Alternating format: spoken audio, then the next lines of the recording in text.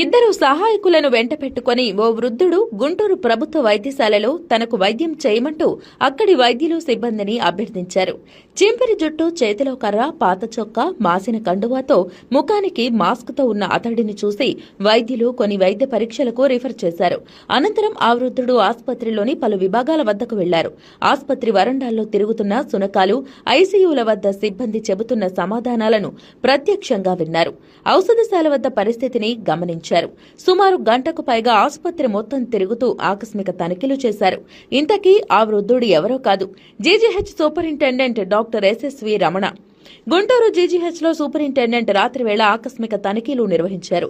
రాత్రిపూట లుంగి కట్టి మాస్క్ పెట్టుకుని జీజీహెచ్కి మారువేషంలో వెళ్లిన సూపరింటెండెంట్ ఆసుపత్రిలో ఏం జరుగుతుందో తెలుసుకున్నారు.